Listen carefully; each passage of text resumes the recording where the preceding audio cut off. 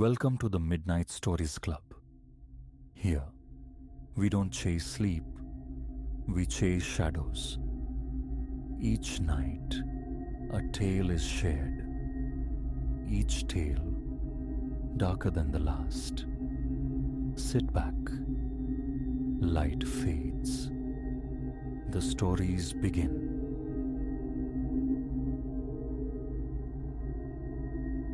It was 23:42 on a Tuesday when County Road 9 dissolved into unreality. That precise minute, etched now behind my eyes. I was piloting my weary sedan homeward after a draining shift loading cargo, the steering wheel tacky beneath my palms from a clumsily spilled iced coffee. Headlights pierced the oppressive black, slicing across fallow fields flanking the narrow tarmac. Out here, civilization's glow surrendered. Only meager reflectors punctuated the shoulder's edge. From the radio drifted the droning voice of some late-night pundit dissecting shadow governments. White noise against the engine's thrum. Then, caught in the high-beam flare, a silhouette against the crushed stone verge. Dark windbreaker, denims, the familiar sandy hair. Sam's posture, Sam's frame, Sam's unmistakable profile. Instinct slammed my foot onto the brake long before cognition caught up. The car bucked, tires protesting on the asphalt. I slewed onto the shoulder maybe 20 feet beyond him, the tires spitting gravel. In the rear-view mirror, a reflection walking towards me. The exact gait Sam had. That slight hitch from the time he tumbled off the garage roof as a kid. His gaze was fixed firmly on the ground, hands plunged deep into his pockets.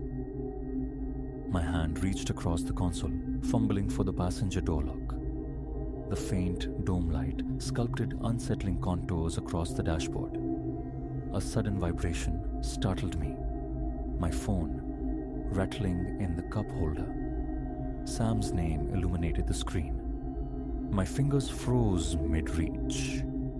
A glance at the phone, then a sharp flick of my eyes back to the mirror. The approaching figure was barely 10 feet away. I stabbed the answer icon. "Leo, you nearly home? Mum's been trying you about Sunday lunch." Sam's voice, utterly mundane, undeniably his, crackled through the speaker. "Where are you right now?" My throat felt like sandpaper. "Home. Couch, actually. Where else at this hour? Just got the twins settled." Footsteps crunched on the gravel. Closer now, just behind the trunk. "You're absolutely certain you're at home?" "Yeah, mate. Haven't budged since dinner. Everything all right? You sound off." I risked another look in the mirror. The figure stood directly behind my bumper, head still bowed, that distinctive limp defining its slow progress. "Leo, you still there?" A tremor started in my hands. Cold sweat trickled down my spine, despite the air conditioning blasting frigid air. "Sam, do something for me. Now. This second. Go to your front window. Tell me exactly what you see outside." "What? Why the hell?" "Please, Sam, just do it." The phone transmitted the sounds of movement. Shuffling. Footsteps echoing on polished floorboards. The figure behind my car had reached the passenger door. Its face remained obscured in shadow, angled perpetually downward. "Nothing," Sam reported. "Just the usual. Harrison's place across the way, the sodium lamp buzzing on the corner. What is it I'm supposed to be seeing? The passenger door handle clicked audibly. My hand shot down, slamming the lock button. Simultaneously, I stomped the accelerator. Tires screamed, momentarily losing purchase on the loose stone before biting asphalt. The car surged forward, engine bellowing defiance into the night. In the rear view, shrinking rapidly, the figure stood motionless in the roadway, head still lowered, bathed briefly in the receding red glow of my taillights. "Leo, what in God's name is going on?" Panic tightened Sam's voice. My own heart hammered against my ribs, a frantic drumbeat making speech difficult. I'm on County Road 9, maybe 10 miles out. I thought I saw... Saw what, Leo? I thought I saw you, standing beside the road. A beat of stunned silence hung on the line. "Leo, mate, I haven't left this house since I clocked out at 6. I haven't been within sniffing distance of County Road 9. 80 miles per hour now, the dashed yellow lines liquefying into a continuous streak. My knuckles ached, white from gripping the wheel. Stay on the line with me, I managed. Just keep talking. Okay, sure. You want me to drive out, meet you somewhere? No, Christ, no, stay put. Just tell me about your day. What did the kids get up to? Anything? And so Sam talked. He recounted his son's struggles at football practice, his daughter's messy triumph with finger paints, the reheated casserole they'd had for dinner. Ordinary details, anchors to reality. I clung to the cadence of his voice, attempting to regulate my ragged breathing. Yet, my eyes kept flicking compulsively to the rearview mirror. The road behind remained a void, just swallowing darkness and the faint memory of taillights. But the air inside the car felt charged, thick with unspoken tension, like the heavy pause before lightning splits the sky. Turning onto Ash Lane, then Elm Crescent. Nearly there. Street lights and familiar houses replaced the desolate fields. My own driveway beckoned. Almost home, I told Sam. Stay with me till I'm inside. Right here. Want me to head over? No, it's fine. I'll call you back in a few. I coasted into the driveway, cutting the engine. The abrupt silence felt unnatural, amplifying the ringing in my ears. For a long moment, I just sat, key still in the ignition, listening to the faint sound of Sam's breathing through the phone. "You there?" he asked softly. "Yeah, driveway." "Go inside, Leo. Lock everything up tight." I grabbed my work satchel, pushed the door open. The motion sensor floodlight flared to life, bathing the drive in stark, clinical white. Everything appeared aggressively normal. Clara's hatchback parked beside my sedan, the blue recycling bins standing sentinel by the garage, the garden hose neatly coiled against the brickwork. I fumbled with my keys at the front door, the metallic jingle unnaturally loud in my trembling hands. It took 3 attempts to guide the key into the lock. "Inside," I reported to Sam, stepping over the threshold. "Going to check everything." Call you right back. Okay, be thorough. I disconnected the call and began a methodical circuit of the ground floor, testing each window latch, double-checking the deadbolts. All secure. Upstairs, Clara slept soundly. Her soft, rhythmic breathing was audible when I eased the bedroom door open a crack. The house was precisely as it should be. Descending to the kitchen, I poured a glass of water, my hand shaking so badly that water slopped over the rim onto the counter. My phone vibrated again. Sam. Hey, I answered, my voice husky. You okay now? Yeah, think so. Everything's locked down. Clara's asleep. Good. Right, listen. I was thinking. Remember that weird story Dad used to tell? About the time he was driving back late from the foundry. A cold knot formed in my stomach. The one where he saw himself on the road. That's the one.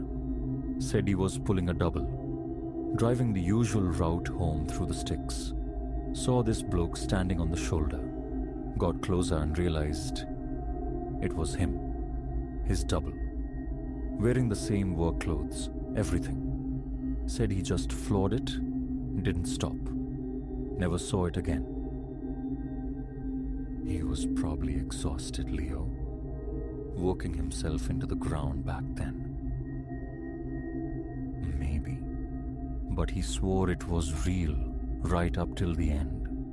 Said he always figured it was some kind of omen. I took another shaky sip of water. An omen about what?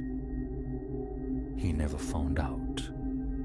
Nothing terrible happened right after. Lived another 30 years, didn't he? A heavy silence settled between us. What did it look like? Sam asked eventually, his voice subdued. The thing you saw tonight? Exactly like you. The work jacket you always wear, those old jeans, even the way you walk, that hitch in your step. But it wouldn't look up, kept its face hidden the entire time. What do you reckon would have happened if you'd unlocked the door? I don't want to know. More silence stretched. I should try and get some sleep, I said finally. Early start tomorrow. Okay, mate. Call me if you need anything. Anything at all, night or day. Thanks, Sam. I ended the call and stood motionless in the darkened kitchen for a long time, listening to the house's quiet, nocturnal symphony. The refrigerator's low hum, the dishwasher clicking softly through its cycle. Mundane, comforting sounds. Eventually, I forced myself upstairs. Clara murmured something indistinct when I slid into bed, but didn't fully wake. I lay rigid in the darkness, staring at the textured ceiling, the night's events replaying on an endless loop. The figure materializing from the dark, Sam's voice grounding me, his presence miles away, yet somehow immediate. Sleep must have claimed me eventually, because the insistent bleating of my alarm dragged me back. 5:30 a.m. Pale, uncertain light filtered through the bedroom blinds. Clara was already downstairs. The aroma of brewing coffee drifted up. She offered a warm kiss as I entered the kitchen. You were late getting in, she observed casually. Yeah, long shift. The words felt inadequate, dishonest, but explaining the truth seemed impossible. The morning routine unfolded on autopilot: shower, dress, coffee, keys. Clara reminded me about dinner at her parents' place on Saturday. I nodded absently, her words barely penetrating the fog in my head. My car sat innocuously in the driveway, bathed in the ordinary light of dawn. But as I opened the passenger door to toss my lunch bag onto the seat, my breath hitched. Gravel. Small, sharp-edged pieces of grey gravel scattered across the floor mat. The exact type of stone that lined the shoulder of County Road 9. My hands, suddenly unsteady again, brushed them out onto the concrete drive. I started the engine, backed out slowly. The commute was a study in normalcy. Traffic signals cycling, fellow commuters cocooned in their vehicles, the predictable rhythm of morning radio chatter replacing the previous night's paranoia fuel. Everything was fine, except for the constant twitchy checks of the rearview mirror, except for the persistent, unnerving sensation of being watched, followed, except for the echo of Sam's words about our father's story. An omen, he'd call it. But an omen of what? Work provided a temporary distraction. Clocking in, immersing myself in the familiar litany of purchase orders, shipping logs, stock levels. But concentration proved elusive. Every flicker of movement in my peripheral vision, every unexpected footstep behind me sent a jolt of adrenaline through my system. Closing my eyes brought only one image. The figure on the roadside, head bowed, walking with that unnervingly familiar limp. Around midday, my phone buzzed. Sam again. Hey, checking in. How's it going? Okay, just working. Right. So, I did a bit of digging online about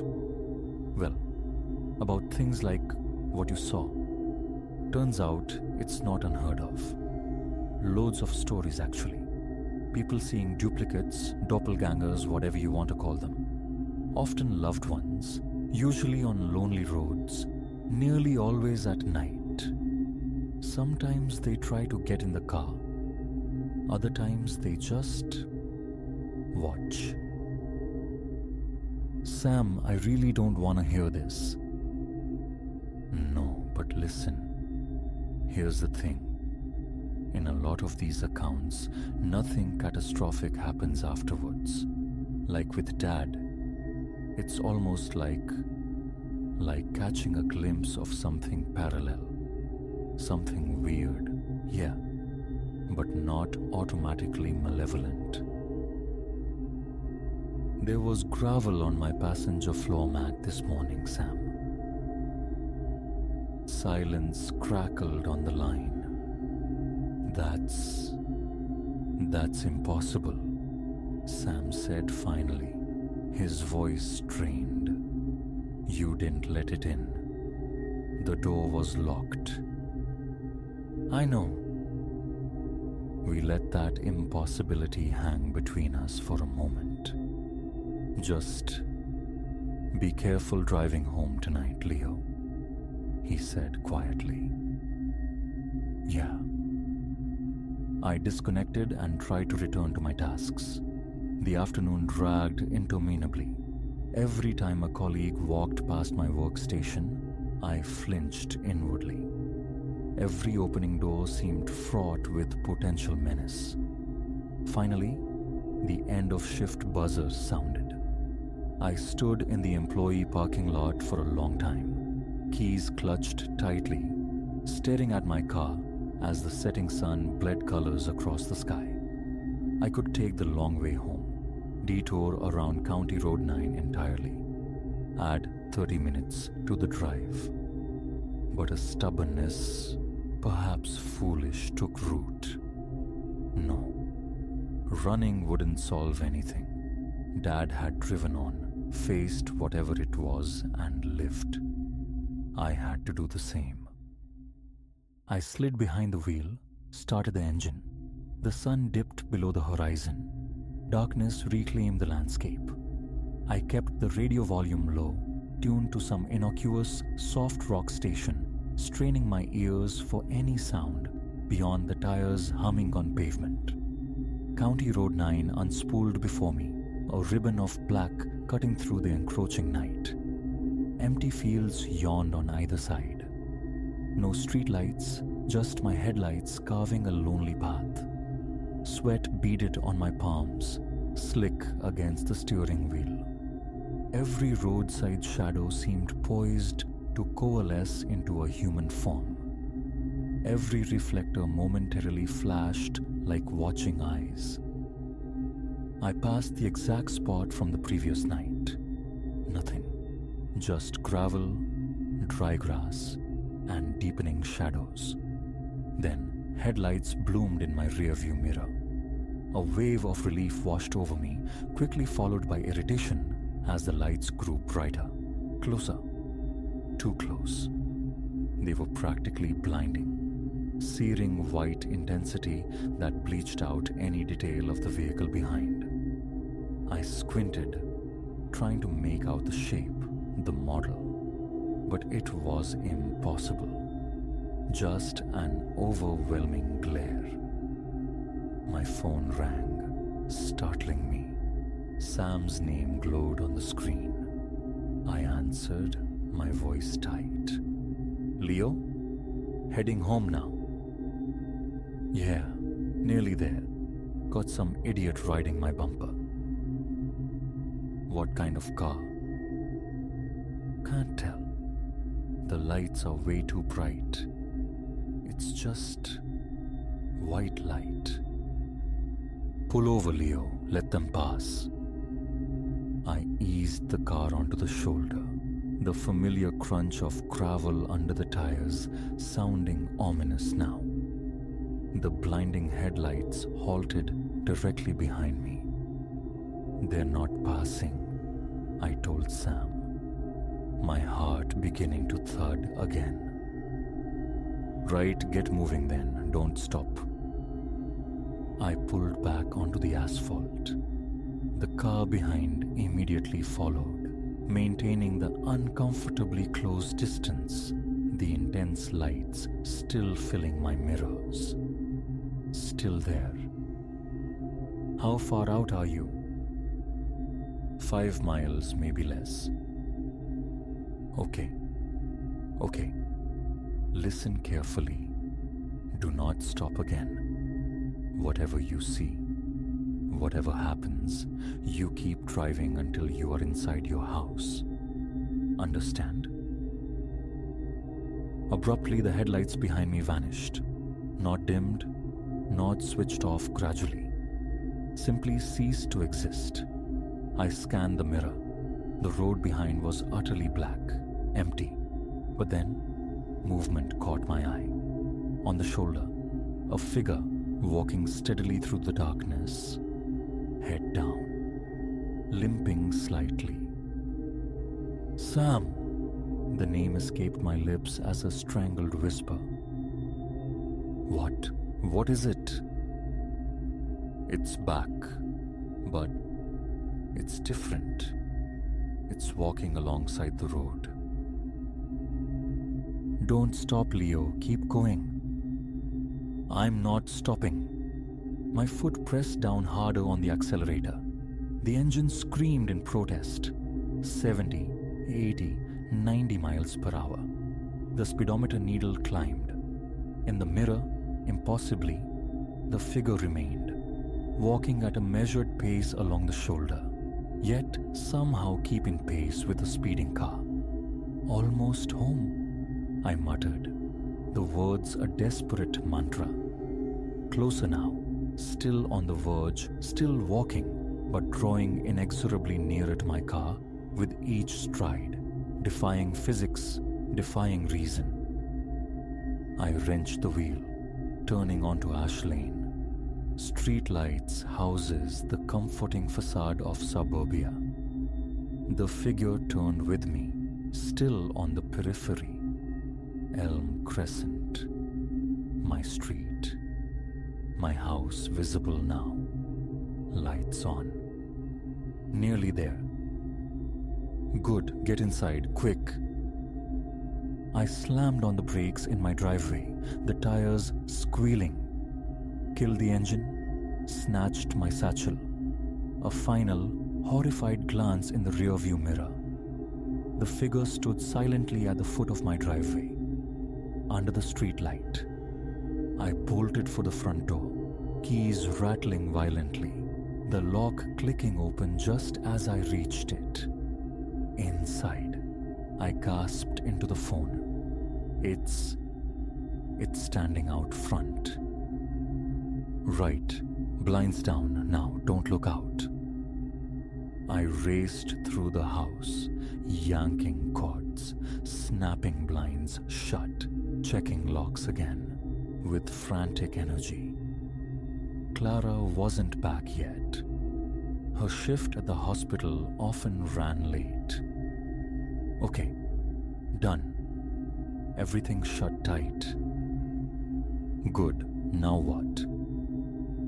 Risking a peek through a tiny gap in the living room blinds, I scanned the driveway, the street, beyond. The figure was gone. It's not there. It's gone. You sure? Absolutely sure? I moved from window to window, peering cautiously. Empty driveway, empty sidewalk, empty street. Yeah, vanished. Sam expelled a long, shaky breath. Okay, that's good. What the hell is going on, Leo? I have no idea. Exhaustion hit me like a physical blow. I collapsed onto the sofa. What if it comes back? Then we figure it out, together. Yeah, together. We sat in shared silence for a moment, the only sound our breathing across the miles. I should call Clara, I said. Check she's okay. Good idea. Call me back after? Yeah. I hung up, dialed Clara. She answered on the fourth ring. Hey love, just walking out now. See you in 20. Her voice was blessedly normal. Okay, drive carefully. Always love you. Love you too. I ended the call and sat in the dim living room, the familiar house sounds returning to the foreground. The refrigerator's gentle hum, the ticking of the grandfather clock in the hall. Normal sounds in an abnormal world. My phone buzzed. A text message from Sam. Check passenger floor mat. My blood ran cold. I walked woodenly to the front door, peered through the peephole. Nothing but the empty driveway, illuminated by the porch light. Unlocking the door, I stepped outside into the cool night air. Walked to the car, opened the passenger door. The dome light flickered on, revealing small, sharp pieces of grey gravel scattered across the dark fabric of the floor mat. Again, I shut the door quietly, locked the car, retreated back inside, locking the house door behind me. I dialed Sam. There's gravel in the car again. His voice was grim. Yeah, I thought there might be. What does it mean, Sam? I don't know, Leo. Maybe nothing. Maybe everything. I walked to the window, pulled the blind aside just enough to see out. The street remained empty, bathed in the orange glow of the sodium lamps. But somewhere, out there in the vast, indifferent darkness, I felt its presence, waiting. watching, walking patiently with that slight familiar limp. Head down, always head down.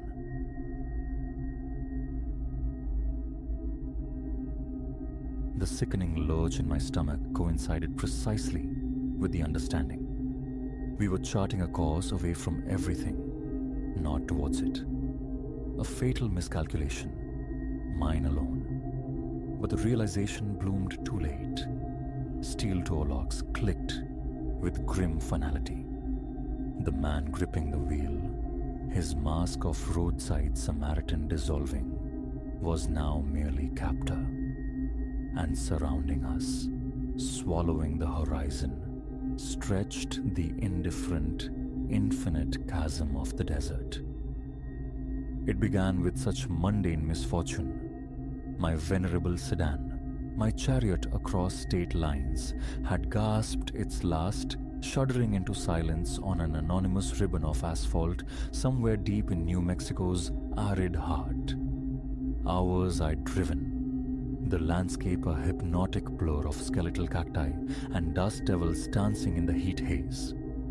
Sunset ignited the heavens, a breathtaking conflagration of ochre and violet, yet its majesty was lost on me. Panic, cold and sharp, was my only companion. Futile attempts to resurrect the engine yielded only a pathetic whine. My phone, a useless brick, displayed 0 bars. Stranded. Utterly. Then, twin stars pierced the deepening twilight, approaching headlights. A wave, potent and unexpected, washed through me. Salvation. Surely this traveler could offer aid, a lift to the nearest outpost of civilization. An aged pickup, bearing the scars of a long, hard life, slowed, then stopped alongside me. Through the descending window peered a man, middle-aged, his face a road map etched by sun and wind, offering a smile that seemed genuine. Bit of trouble? His voice, rough like gravel, held a surprising note of kindness. I nodded, the words tumbling out, explaining my plight. He listened, head tilted, before extending the offer. A ride to the next town. Hour or so up the road, he rasped. Can sort a tow truck from there. A flicker of caution. My mother's phantom voice chanting warnings about strangers. But the alternative? A night embracing the desert's cold indifference, praying for another car before thirst or exposure claimed me. That would be incredible, I managed, hefting my backpack from the dead car. Thank you. Truly. He called himself Silas as I settled onto the passenger seat. The cab's atmosphere was thick with the scent of worn leather and stale tobacco smoke. A mournful country ballad wept softly from the radio. We exchanged pleasantries as the miles unspooled. My destination, a fledgling career in Los Angeles. My origins, an Ohio speck of a town he'd naturally never encountered. The people awaiting me, college friends, future roommates. He, in turn, painted himself a native son, this desert his cradle and his kingdom. He knew its secrets, he claimed intimately. Perhaps 20 minutes slipped by before the first tendrils of unease coiled within me. A subtle insistence in Silas's questioning, an unnerving focus in his gaze when it lingered. Something felt dissonant. Paranoia, I chided myself. Simple friendliness misinterpreted. But then, a chilling observation solidified the fear. We were traveling eastward. The sun, which had been sinking directly ahead when we began, now blazed defiantly off to our left. Excuse me, Silas, I began, striving for nonchalance. I think Are we sure this is right? Wasn't the town west of where my car? Silence stretched, taut and heavy. When he finally spoke, the earlier warmth had evaporated, leaving his voice flat, metallic. No, he stated, this is the right way. My heart hammered against my ribs. My hand instinctively sought the door handle. A desperate, cinematic notion of tucking and rolling flashed through my mind. Locked. Child safety locks. Where are you taking me? The tremor in my voice was undeniable now, fear stripping away pretense. Silas's lips twisted into a semblance of a smile that crawled like ice beneath my skin. Somewhere quiet, he murmured. Somewhere we won't be bothered. Panic detonated within me. My eyes darted around the cab, frantic for any potential weapon. The space was unnervingly tidy. No stray tools, no forgotten tire iron conveniently placed. Nothing. Please, the word escaped, thin and weak. Just let me go. I won't say anything, I promise.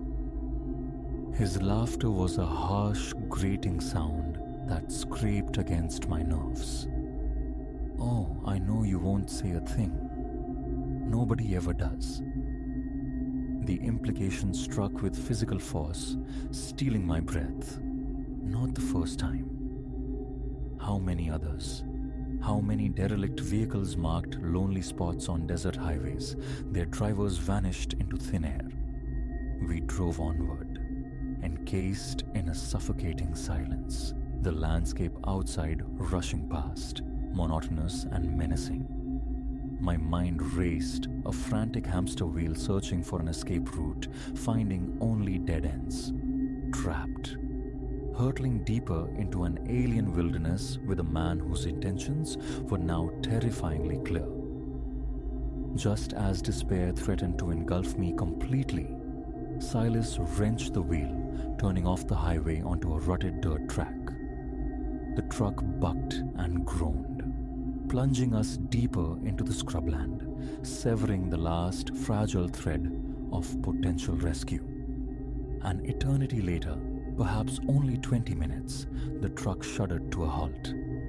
We sat in a small clearing, hemmed in by skeletal bushes and looming rock formations that clawed at the moonlit sky. A stark, desolate beauty permeated the place, but it was the beauty of a tomb. "Out!" Silas commanded, retrieving a handgun from beneath his seat. My legs turned to water as I stumbled from the cab. He followed, the gun unwavering. "Walk," he ordered, gesturing with the barrel towards a narrow fissure between two colossal boulders. Flight screamed through my veins, but a single glance at the immense, swallowing emptiness around us choked the impulse. Where could I possibly run? Even if I miraculously outpaced him, the desert itself would finish the job long before I found help. So I walked, each step heavy with dread, my thoughts a frantic whirlwind. Could reason penetrate his resolve? "You don't have to do this," I pleaded, my voice trembling. "Whatever you're thinking, it's not too late to choose differently." No response.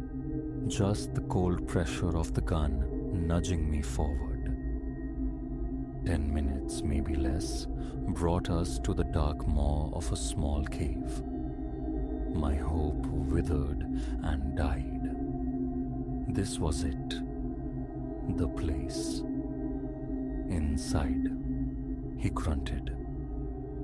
I balked, eyes scanning wildly, desperately seeking a miracle in this desolate amphitheater of doom.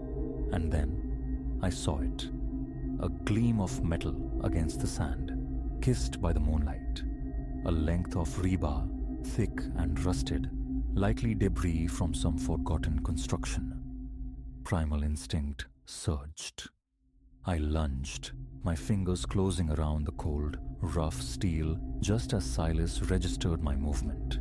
He reached for me, a startled curse ripping from his throat, but adrenaline lent me speed.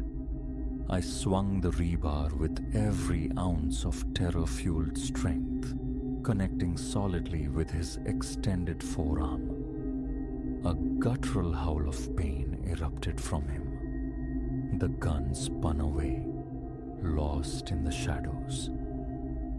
I didn't pause. I ran.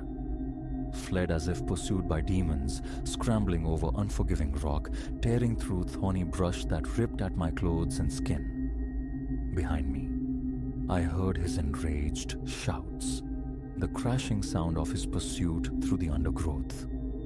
Directionless, propelled only by sheer terror, I pushed onward. Lungs seared, muscles screamed, but the fear was a relentless engine. I clawed my way up a steep, scree-covered incline, loose stones cascading beneath my frantic feet. Cresting the rise, I saw them. Distant, shimmering lights. A town? A highway? It didn't matter. It was civilization. It was sanctuary. I plunged down the opposite slope, reckless in my desperation. My foot snagged on a gnarled root. The world tilted, spun, and I tumbled, end over end, down the embankment. I landed in a bruised heap at the bottom, dazed, gasping for air, but blessedly, miraculously, alive. A moment of stillness, just the ragged sound of my own breathing. Then, unmistakable, footsteps crunching down the hill behind me. Pain lanced through my ankle, but I forced myself upright. Not now. Not this close. I hobbled forward, a desperate lurching gait, the lights beckoning, growing larger, brighter. Silas's heavy breathing sounded terrifyingly near. Closer. Just as my strength utterly failed, I burst from the wilderness onto pavement, solid, blessed asphalt. And there, like a divine intervention, headlights bore down on me. I waved my arms, a mad apparition staggering into the road center. Tires shrieked. The car swerved, stopping inches away. An older couple stared out, their expressions a startled blend of alarm and concern. "Help!" I choked out, pointing back into the darkness. "Please, he's trying to kill me." A heartbeat of hesitation. Then the woman flung open the rear door. "Get in, dear." I scrambled inside, collapsing onto the seat just as Silas emerged from the brush, a dark, menacing silhouette against the vast desert night. "Go," I screamed. The driver slammed the accelerator. We surged forward, leaving Silas standing alone on the roadside, swallowed by the immense darkness. The nearest town's police station became our immediate destination. My story poured out, fragmented by sobs and uncontrollable trembling. They located my abandoned sedan, found Silas's truck deserted near the cave path. But Silas himself, he had melted back into the desert, the wilderness that knew him, that kept his secrets. Sometimes the night terrors still come, replaying the chilling possibilities, the thin wire I walked between life and becoming another desert ghost story. Mostly though, I remember the proximity of oblivion, how easily I could have become another face on a missing person poster. I don't offer rides anymore, nor do I accept them. And before any long journey, my car undergoes meticulous inspection, because the monsters, I learned with brutal clarity, aren't always relegated to childhood fears or shadowy corners. Sometimes they stand smiling by the roadside, waiting patiently, offering deliverance that leads only to darkness.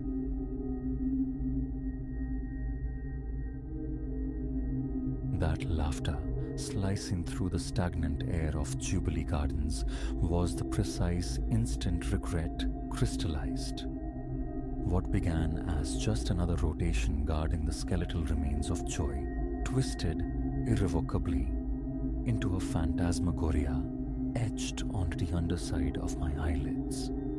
Had I only heeded the tremor in my own marrow, the instinct screaming retreat when the path still lay open? Silas, that's the name I answer to.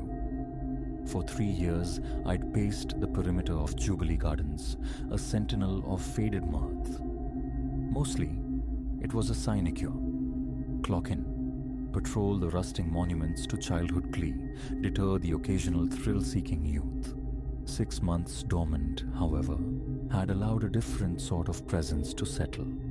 The night itself was a palpable thing, thick summer humidity clinging like damp shroud cloth. 4 hours into my shift, the familiar circuit led me past the skeletal carousel, its painted horses frozen mid-prance. The air hung heavy, pregnant with the smell of decay and cooling metal. Near the carousel's silent orbit, a flicker, peripheral, indistinct, snagged my attention. My boots stopped crunching on the gravel path. I strained my ears against the low groan of settling structures. Silence held sway for a heartbeat, then fractured. A giggle, thin and brittle, like wind chimes made of bone, drifted from the direction of the spook shack. Identify yourself. My voice, unnaturally robust in the profound quiet, cracked the stillness. Security. This park is condemned. Egress immediately. Only the echo answered. Protocol dictated a call. Backup from the county sheriff before venturing deeper. But a morbid magnetism, the same pull that draws eyes to roadside wreckage, tugged me onward. Teenagers, surely. Just bored kids playing ghost in a ghost town. I'd handled worse. Yet, approaching the spook shack, its garish paint peeling like sunburned skin, the sensation of being scrutinized intensified. Cartoon specters painted above the entrance seemed to track my flashlight's wavering beam with malevolent patience. The entrance door groaned, a protracted metallic sigh, as I shouldered it inward. Dust motes danced like frantic spirits in the cone of light. Hello? I ventured again, stepping across the threshold into stale, cloying air. Is anyone present? There it was again. That same disquieting chortle, closer now, seeming to emanate from just beyond the first turn in the darkened corridor. I swept the light forward, bracing to illuminate startled teenage faces. Instead, the beam landed, and my blood turned to slush. Standing immobile at the corridor's terminus was a figure. Not adolescent, not even human. It was one of the park's automated jesters plucked from the defunct Fun Emporium across the grounds. Its painted smile, a rictus of forced gaiety, gleamed wetly. I blinked, fighting the disbelief.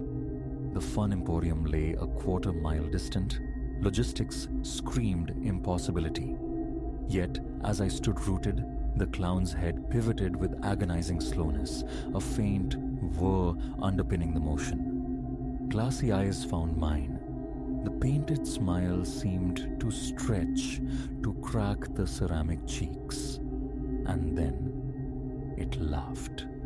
The giggle, amplified now, manic, ricocheted off the oppressive walls, a suffocating vortex of sound. Instinct took over. Thought evaporated. I spun, lunging back towards the entrance, my heart a frantic drum against my ribs. The door slammed against my palms, immovable. Locked, jammed, bewitched, the laughter pursued, swelling, drawing nearer. Panic clawed its way up my throat. Twisting wildly, desperate for egress, my gaze snagged on movement stirring in the deeper shadows. More shapes detached themselves from the gloom. Not just clowns, but spectral figures, caricatured fauna, lurching forward with the disjointed gait of broken puppets. Giggles the gopher, the park's erstwhile mascot, now a mangled horror. This isn't happening, my mind screamed. A stress-induced phantasm. But the cold, unyielding metal at my back, the thick miasma of dust and damp rot, the grinding symphony of servos and gears heralding the advance. It possessed a brutal tangibility. My hand, trembling violently, fumbled for the radio clipped to my belt.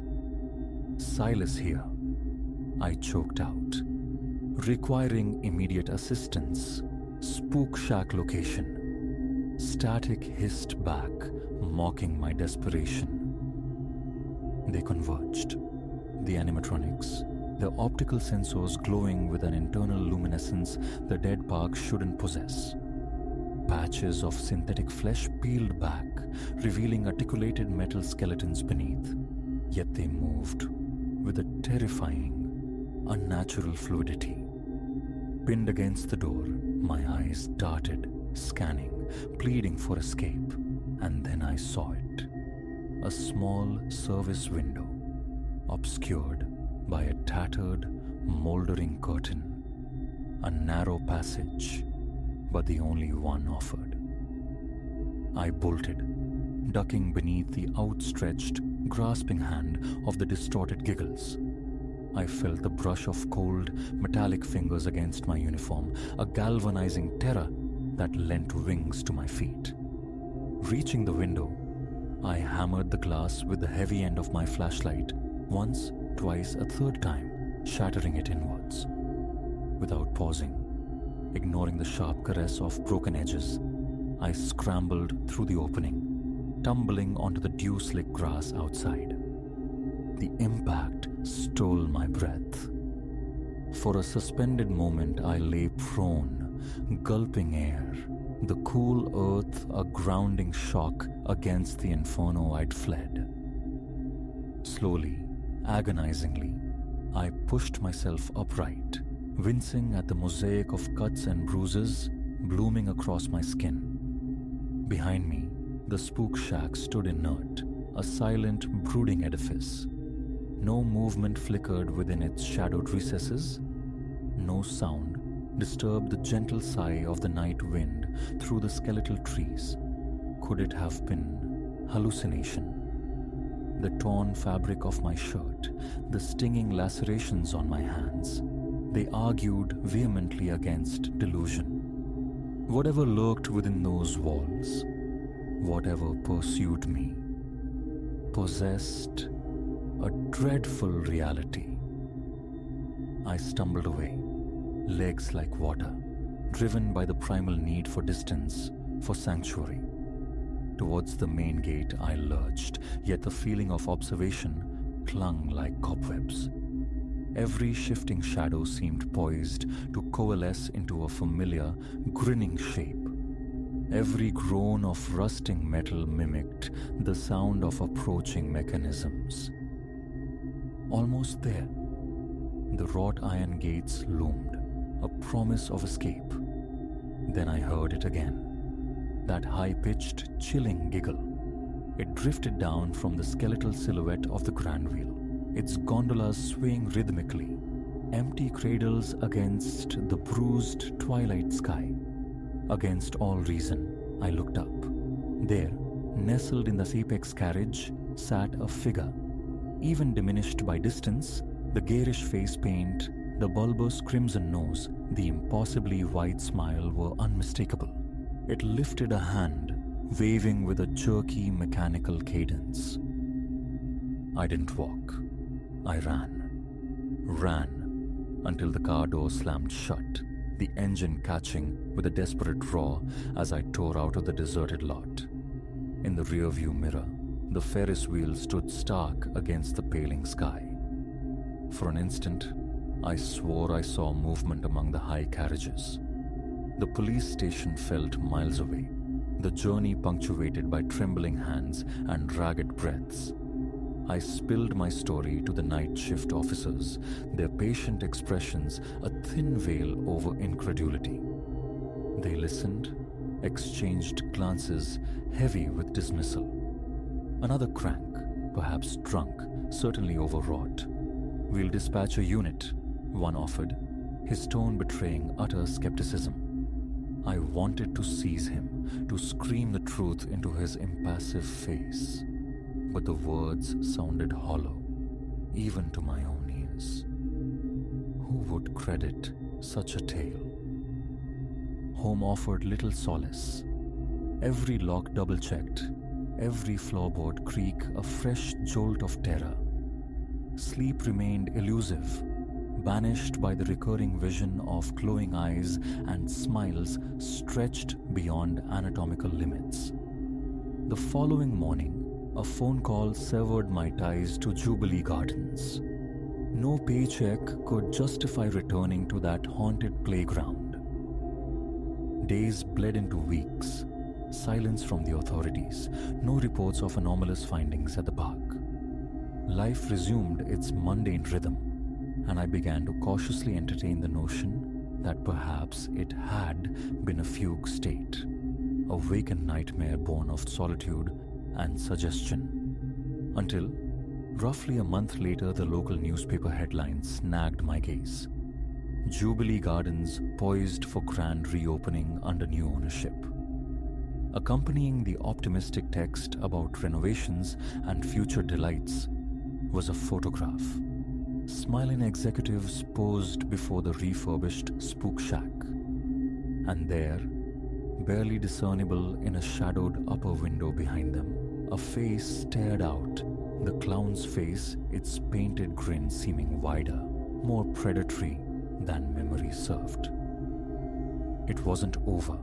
The realization struck with the force of a physical blow. Whatever malignancy had stirred within the dormant park, whatever dark sentience animated those decaying figures, it remained, waiting, watching, and soon, terrifyingly soon, it would have fresh patrons for its ghastly amusements. I tried to raise the alarm, but my words were dismissed.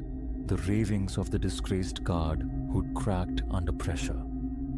Now, I can only observe from the periphery, burdened by the certainty that others will soon stumble into the same waking nightmare. Because at Jubilee Gardens, the fun, it seems, is truly endless, and the terror is just beginning.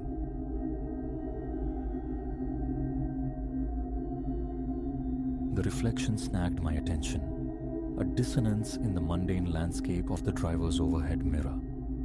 From the shadowed rearmost seat, beneath the concealing drape of a dark hood, a gaze seemed to pierce the dim interior, finding mine. It wasn't a glance, but an anchor, pinning me with an invisible chilling weight. In that instant, the humdrum rhythm of the night bus dissolved. This journey, I sensed with a prickling certainty, would veer far from the ordinary. A cold bloom of dread unfurled deep within, inexplicable, yet undeniable.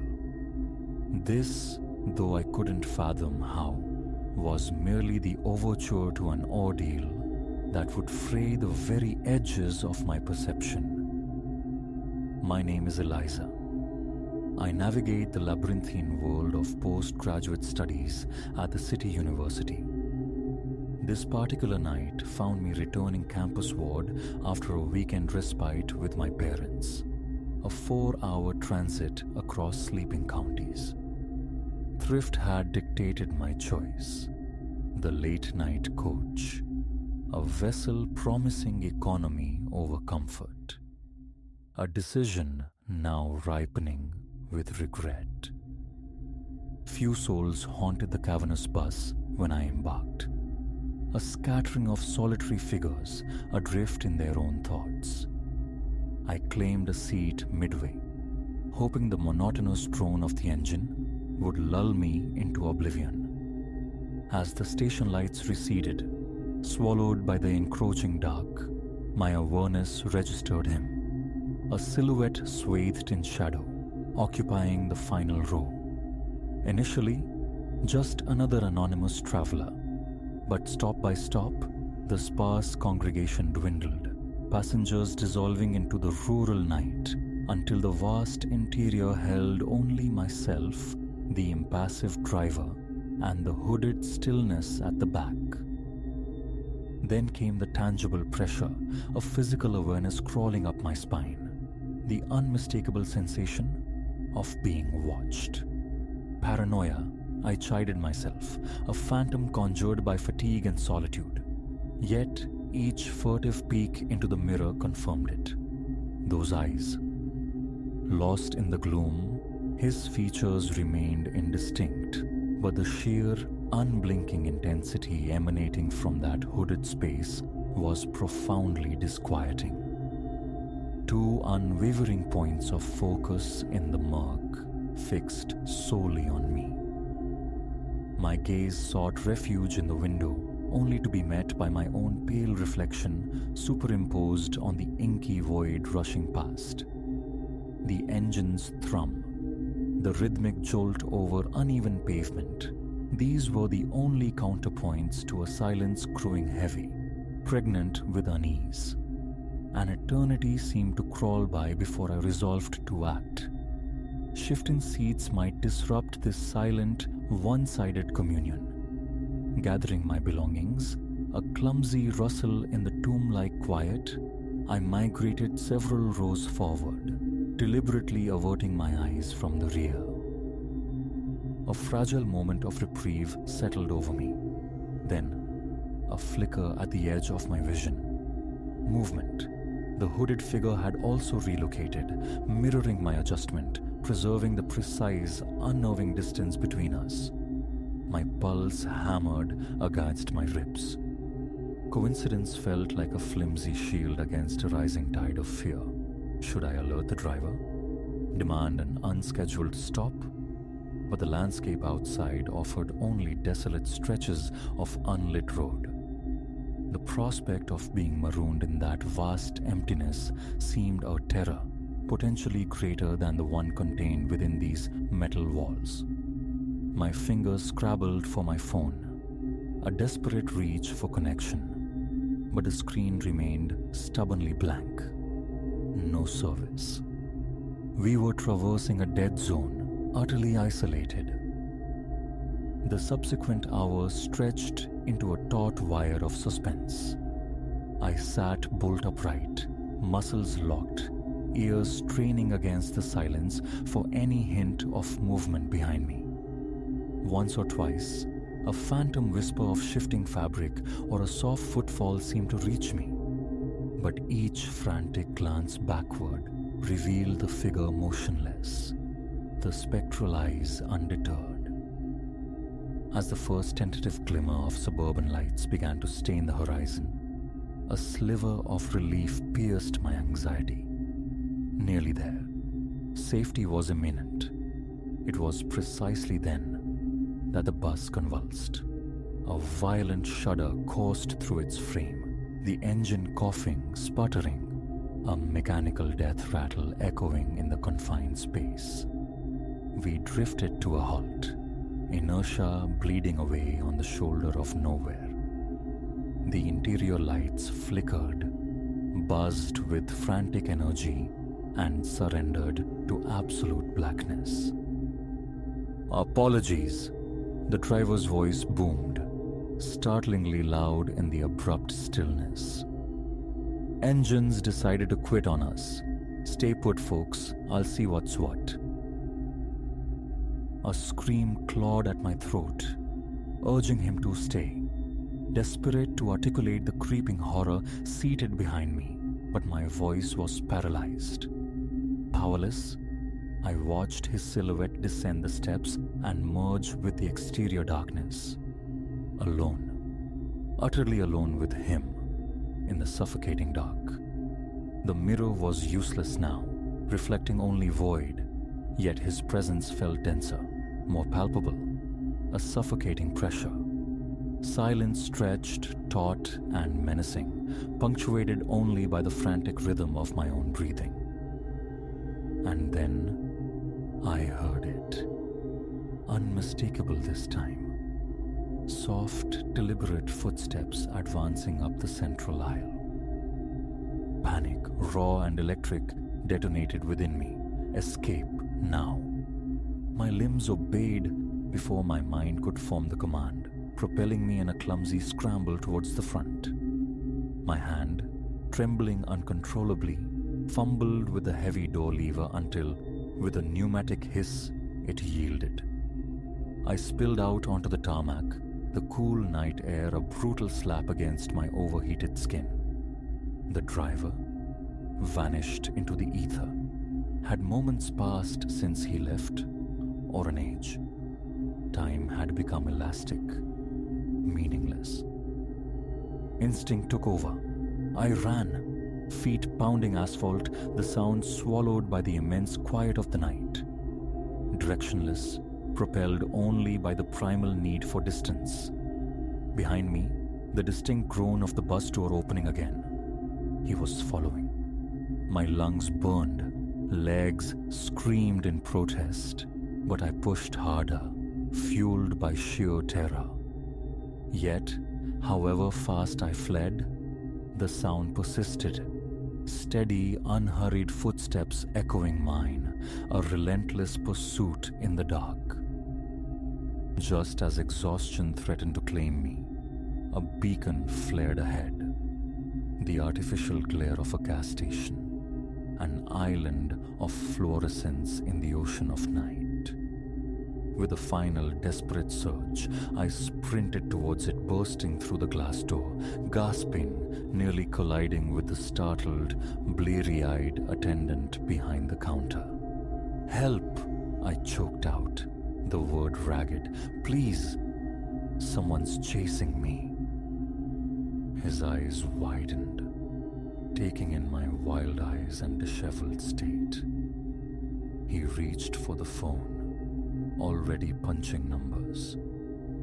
Okay, calm down. What happened? Who's after you? But as I turned, hand raised to point back down the desolate road to indicate my pursuer, a chilling vacancy met my gaze. The highway stretched empty in both directions, swallowed by darkness. There was no one. The arrival of the police cruiser brought a different kind of chill, the cold weight of disbelief. Their questions circled, probing, seeking rational explanations where none felt adequate. They found nothing. No sign of a hooded figure, no tracks, no corroborating evidence. The bus sat mutely where we'd left it, the driver now visible beneath the raised engine cover, wrench in hand, entirely oblivious, he claimed, to any disturbance within. As the adrenaline ebbed, insidious doubt began to seep in. Had I conjured the entire episode? A waking nightmare born of stress, fatigue, and the suggestive power of a lonely road? Yet, even as my rational mind grasped at explanations, the memory remained indelible. Those eyes, that unwavering, unknowing focus that had tracked me through the night. Real or imagined, the terror had been utterly, shatteringly authentic. The officers offered a ride back to campus, a kindness I readily accepted. Driving away, a compulsion made me glance back towards the gas station's pool of light. And for a fleeting, heart-stopping moment, I thought I saw it. A dark, hooded shape standing just at the edge of the illumination, watching me depart. The night bus became a forbidden territory after that. Weeks bled into months, marked by a persistent hypervigilance. Shadows leaped with imagined menace. Solitude in public spaces felt fraught with potential threat. Friends and family offered concerned murmurs, suggesting therapy, medication for anxiety they couldn't comprehend, wasn't rooted in the mundane. But I knew the experience resonated with a truth deeper than explanation. Some currents run beneath the surface of the world. Things that resist neat categorization. And sometimes, perhaps, they board late-night transport, seeking company among the unwary. To this day, the sight of a hooded sweatshirt triggers a spike in my heart rate. Solitary nocturnal travel is a boundary I rarely cross, and sometimes, lost in the anonymity of a crowd, that familiar ice-cold prickle returns to the nape of my neck. When I turn, inevitably, there is nothing, but the certainty lingers, a cold ember in my gut, somewhere, perhaps just beyond the periphery. Those eyes are still watching, waiting for our paths to converge once more. So, should you ever find yourself adrift on a sparsely populated bus as darkness reigns and a feeling settles upon you, the distinct weight of being observed, heed that instinct. Trust the tremor of unease, because the monsters we dismiss as figments might be far closer than we dare to believe. They might be sharing the ride, cloaked in plain sight, patiently awaiting the perfect, vulnerable moment. As for me, daylight travel suits me now. Some destinations, some journeys simply carry too high a toll, for you can never truly know who or what might be riding along behind you.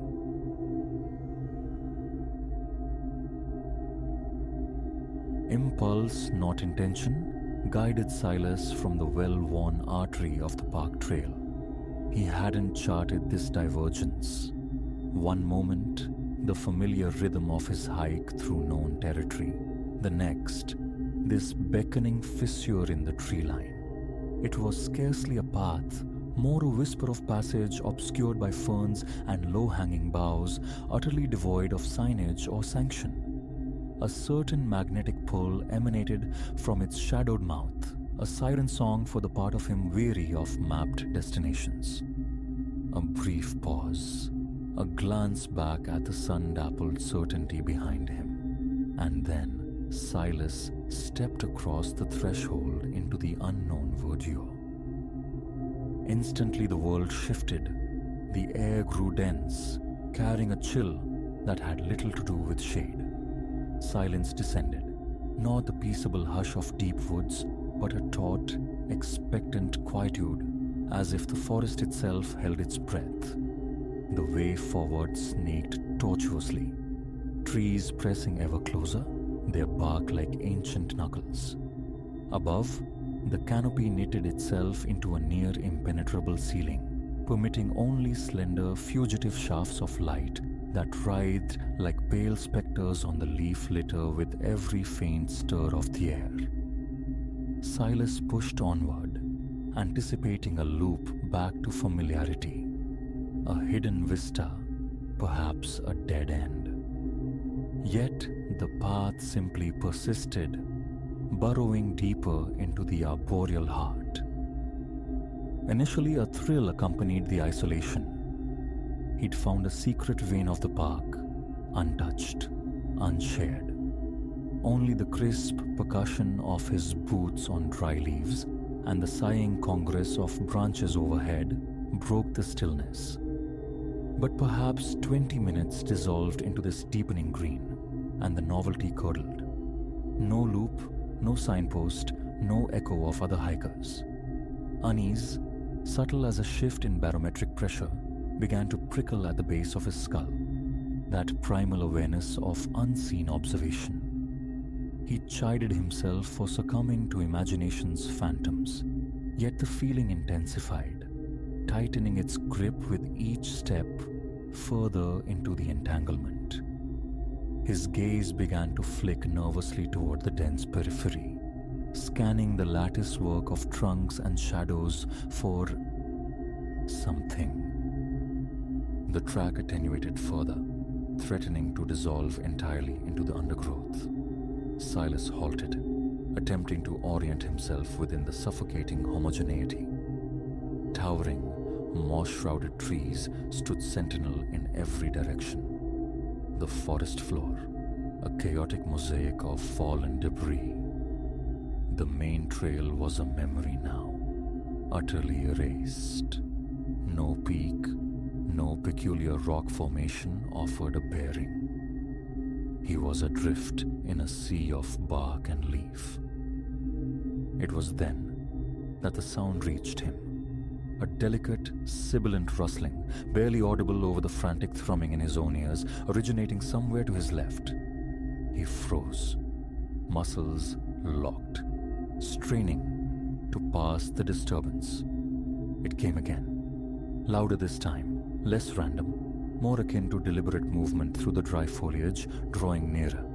His eyes raked the trees, finding nothing but the interplay of shadow and the almost imperceptible sway of branches. "Hello." The word felt small, instantly absorbed by the vast, indifferent woods. Silence answered, profound and unsettling. The rustling ceased. He swallowed, the knot of dread tightening in his gut. An animal, surely. A startled deer, a foraging squirrel. His rational mind offered these placations, but instinct screamed otherwise. The sound had felt considered, attentive. He fumbled for his phone, a desperate grasp for connection, for the comforting grid of GPS. No service. Predictable this far off the grid, yet the stark confirmation of his isolation amplified the burgeoning anxiety. Retreat was the only recourse. The path, however faint, must exist behind him. He turned, forcing a brisk pace that belied the frantic pulse hammering at his temples. The trees seemed to lean inward now, their shadows stretching into predatory claws. He kept his eyes fixed downward, searching for the indentation, the subtle disturbance marking his inward journey. Minutes passed. Nothing. The trail was gone.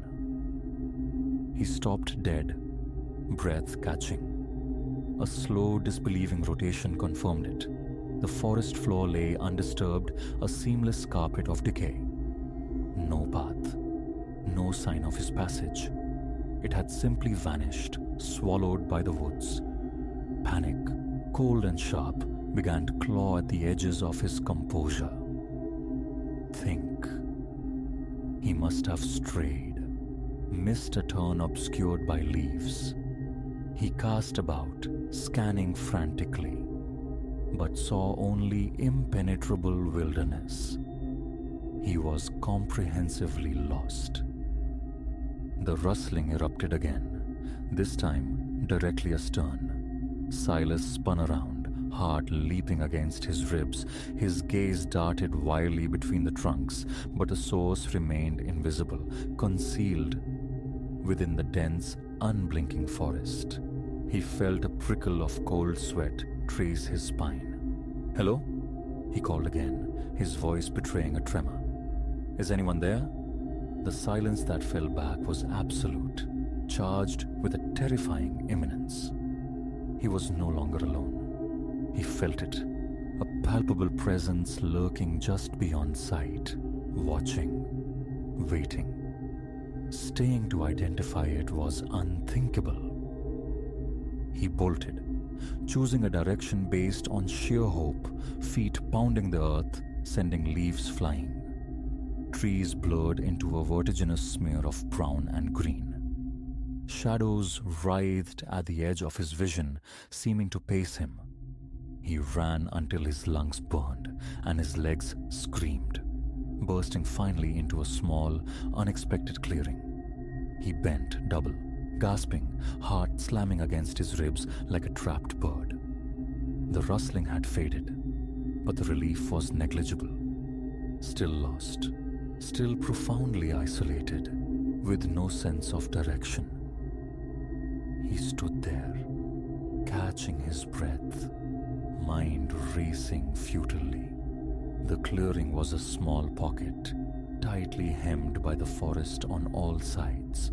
No trail offered egress. No landmark offered solace. Utterly, terrifyingly adrift. And then he saw it. Nestled at the clearing's far edge, half consumed by shadow, stood a cabin. It was ancient, its timbers warped and grayed, weeping moss. The roof sagged precariously. It possessed no windows, only a single door, hanging slightly ajar, swaying almost imperceptibly in a breeze he couldn't feel. Every instinct shrieked danger, conjuring images from countless cautionary tales. Yet, an inexplicable gravity pulled him forward, stronger than fear, stronger than reason. Perhaps it was the sheer desperation of his predicament, the faint, irrational hope of sanctuary or aid. He found himself moving toward it, his feet acting independently of his will. The door groaned in protest as he pushed it inward, the sound unnaturally loud in the clearing stillness. Inside, dust lay thick as velvet on every surface. The air hung heavy, stale with decades of disuse. Yet, something felt discordant, subtly wrong. He stepped over the threshold, the floorboards creaking ominously beneath his weight. As his eyes acclimated to the gloom, penetrating the cracks in the walls, he saw the cabin's stark contents. A single, rough-hewn table stood center stage, attended by a few scattered chairs. It was the object resting upon the table, however, that turned his blood to ice. A map, laid flat, its surface worn but clear. A map of the park, trails meticulously inked in stark red. And there, bisecting the familiar routes, running deep into the wilderness where no official path existed, was the unmarked trail. His trail, the impossible path he had followed. He recoiled, stumbling backward, his heart a frantic drum against his ribs. He didn't understand, couldn't comprehend, but knew with chilling certainty that he had to escape this place. As he turned, lunging for the doorway, the door slammed shut with concussive finality, plunging the cabin and Silas into absolute darkness.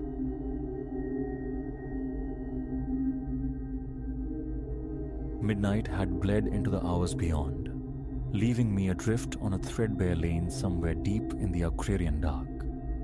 My headlamps bored twin holes through an otherwise impenetrable blackness.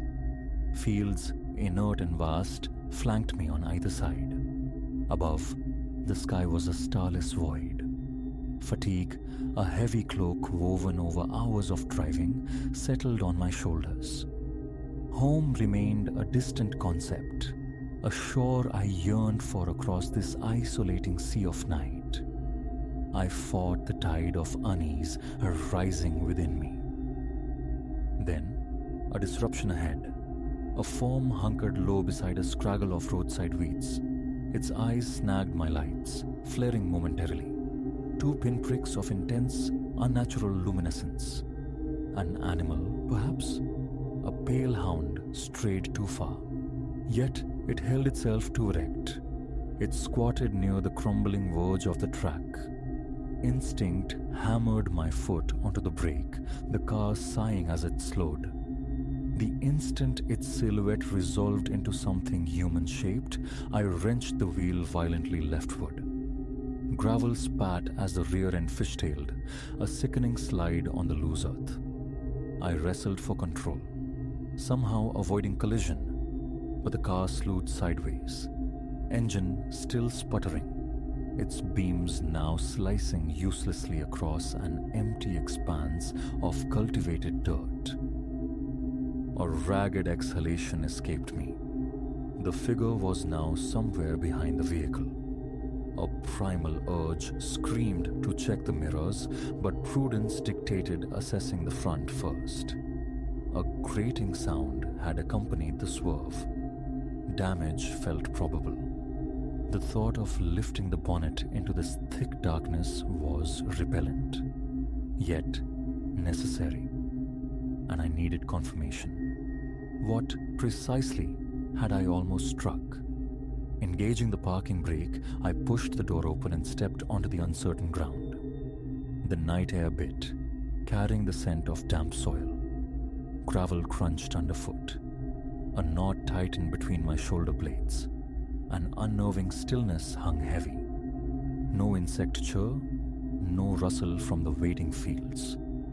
My headlights cast a feeble illumination into the distance, revealing only packed earth, skeletal bushes, and the distant, crooked geometry of a fence. Slowly I pivoted, facing the spot where the crouched form had been. Through the deep gloom behind me, a shape coalesced. It stood near the arc of my frantic swerve. Those same lambent eyes pierced the darkness. They seemed to gather and reflect light, though from what source I couldn't fathom. Lifting a hand to shield my vision from my own car's glare proved futile. The figure remained shrouded just beyond the light's reach.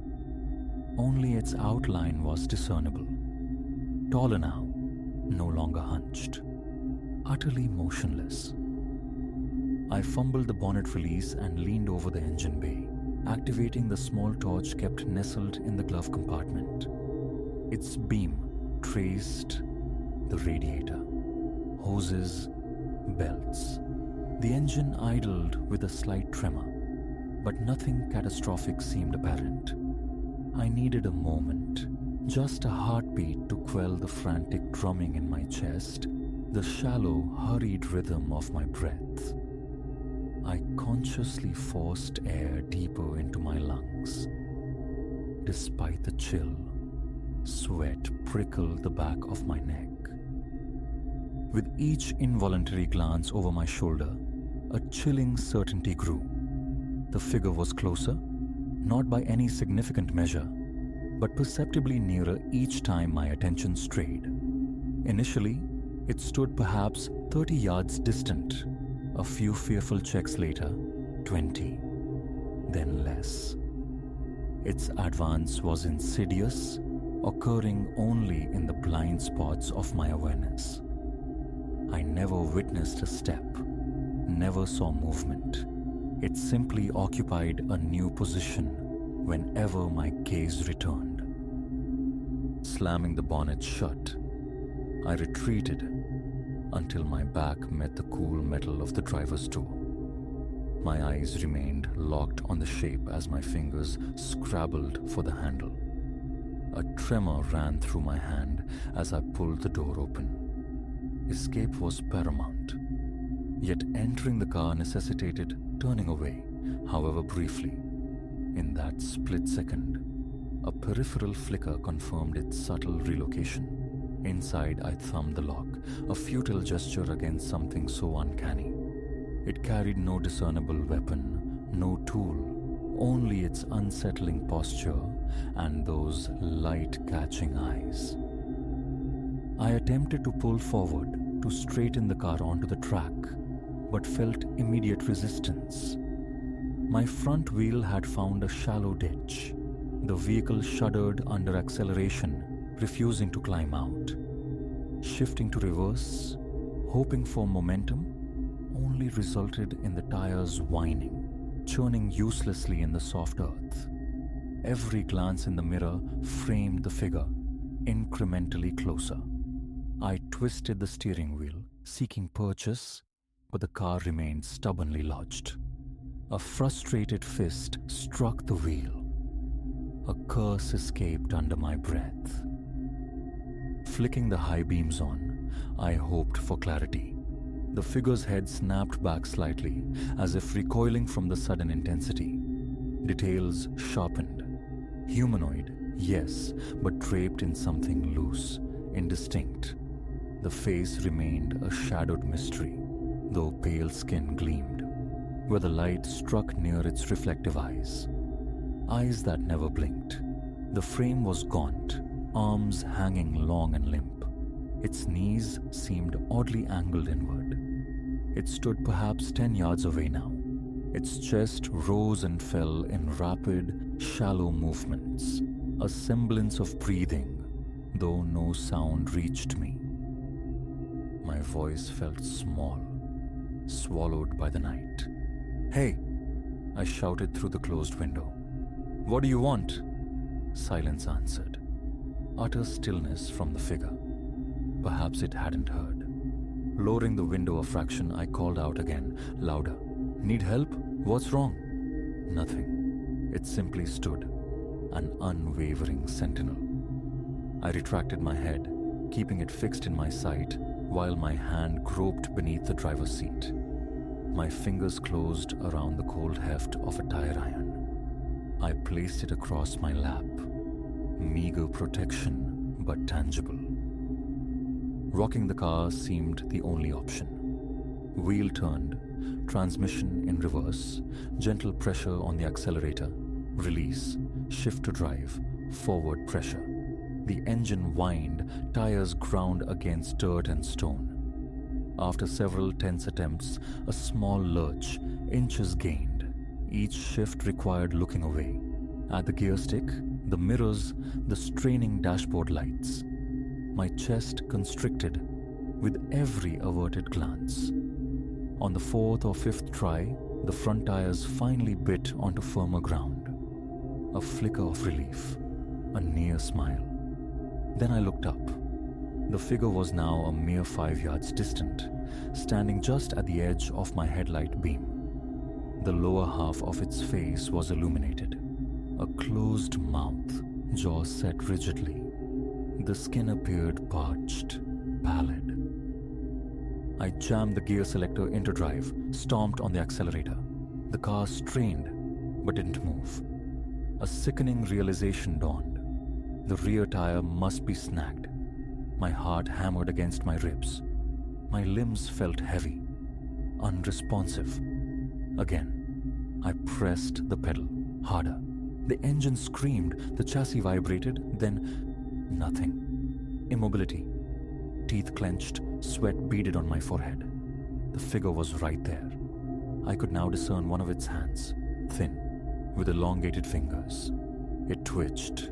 A minute, unsettling motion. Still absolute silence emanated from it. No footfalls, no breath sounds.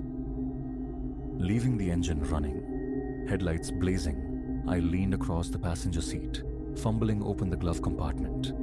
Inside, a small emergency kit. The torch, spare fuses, a folding utility knife. I snatched the knife, shoving it into my pocket. Paralysis seized me. Stay trapped inside, or get out, check the tire, and grant the entity unobserved proximity. Each moment I looked away, it advanced. A desperate alternative surfaced. Reverse further, perhaps turn completely around. Shifting into reverse required glancing over my shoulder, tearing my eyes from the figure. My neck muscles screamed in protest. I tried not to blink. Gas pedal depressed. The car jerked backward slightly, a distinct bump. I snapped my gaze forward again. It was leaning against my driver's side window. Its eyes flared, reflecting the dim interior lights. The mouth gaped slightly now, revealing thin, cracked lips. Its nostrils flared, as if sampling the air within the car. A strangled cry escaped me. The tire iron clattered from my lap as I flinched.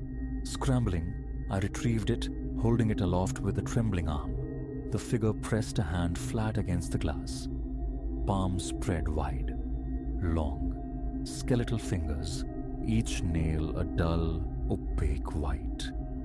I could see the skin's texture, like dry parchment, mottled and rough. I hammered the tire iron against the inside of the window. "Get away!" I shrieked. It didn't react, didn't even flinch. It simply observed me. Its eyes I saw now weren't intrinsically luminous. They possessed an extreme reflectivity, catching and amplifying the faint cabin light. Why? Remained a terrifying unknown. I slammed my palm onto the horn. The blare ripped through the profound quiet, painfully loud even to my own ears. The figure tilted its head slightly, a curious gesture.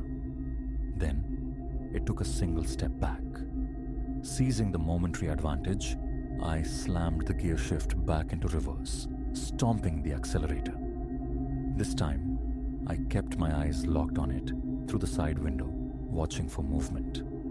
The car lurched backward 10 feet. The figure remained where it stood. I spun the wheel hard, then jammed it into drive. The car bucked over uneven ground but surged forward. Steering straight, I kept the figure peripherally in view. It began to follow. A slow, deliberate, silent walk. 20 yards separated us now. The ache in my neck and shoulders intensified. Escape, find pavement, reach a highway. The thoughts looped frantically. I drove cautiously forward, dividing my attention between the menacing shape behind and the treacherous path ahead. The ground remained rough. A blown tire now would be disastrous. The figure maintained its steady pursuit, never breaking into a run. Gradually, I increased speed. Eventually, it shrank into a dark silhouette, receding in my mirrors. The track smoothed slightly. My headlights illuminated a bend up ahead. A glance in the rearview mirror confirmed the figure was more distant, a barely visible smudge against the blackness. Would it follow indefinitely? The tremors hadn't subsided. My palms were slick on the steering wheel, my stomach a tight knot. Focus on driving, I told myself. Just keep moving. Minutes crawled by. The figure vanished from the mirror, either too far back or having abandoned the chase. I forced myself to regulate my breathing, willing the adrenaline to ebb. My heart still thudded heavily. My mouth was desert dry. I wiped sweat from my brow with my sleeve. The road ahead straightened, and far off, a faint luminescence bloomed. Streetlights, a farmhouse? Hope surged. I aimed for that distant glow. The car, despite the ordeal, seemed functional. Though the steering felt slightly loose, constant mirror checks revealed nothing but empty darkness behind me. Stopping to inspect the damage was unthinkable. Turning back, impossible. Forward towards civilization was the only imperative. My mind remained snagged on the encounter, replaying the image of the figure, its unnerving proximity, those reflective eyes. Tension radiated through my neck, shoulders, down my back. My leg muscles quivered from the strain. Habit made me switch on the radio. Only static answered. I switched it off. After another 10 minutes, salvation appeared. A crossroad, asphalt beneath my tires. Narrow but paved. I turned onto it, following until I reached a small junction marked by a rusted, barely legible sign indicating a route number. I clung to that number, following subsequent signs, fence posts marked with reassuring reflectors. Slowing, I cracked the window, listening. The distant hum of traffic, a larger highway. That was enough. I pressed on. Gradually, the death grip my hands held on the wheel began to loosen. A long, shuddering breath escaped me. Cold air washed over my face. What was that thing? What had it wanted? It hadn't attacked, hadn't tried to breach the car. It had simply approached, drawn closer with every averted glance. The memory of its face pressed close to the glass remained seared into my thoughts. Those eyes. I pushed the image away. Escape was all that mattered. Another hour passed, navigating by signs that grew increasingly familiar, until finally, the wide, smooth expanse of a main highway stretched before me.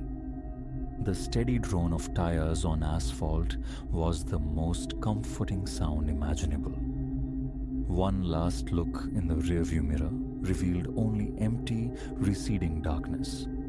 I took another deep breath, trying to unknot the tension coiled in my spine. The night remained quiet, but it was a normal quiet now. No strange eyes gleamed in the distance. Just the open road and a long drive still ahead.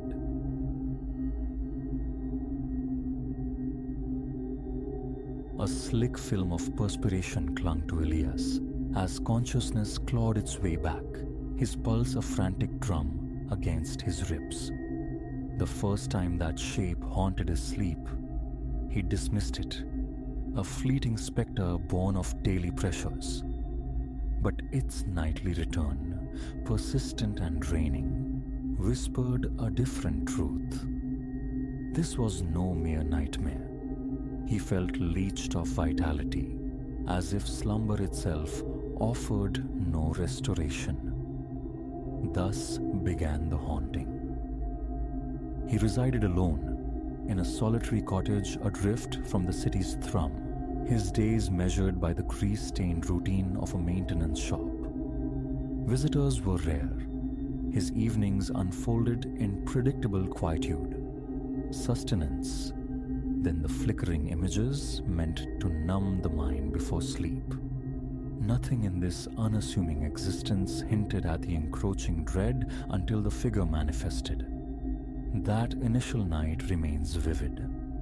Elias stood within a passage steeped in shadow, the weeping stone walls slick with perpetual damp, the air thick with the scent of cold earth. His breath hitched ragged puffs in the oppressive stillness. A glacial chill prickled his skin, though the darkness ahead remained impenetrable. Then, movement, a form at the corridor's far end, swathed in a lightless cloak, hood drawn low. It drifted, ethereal, across the unseen floor, a silence profound marking its passage. No footfall, no rustle of fabric, just a slow, inexorable glide. He strained to cry out, but his throat constricted, cold seizing his vocal cords.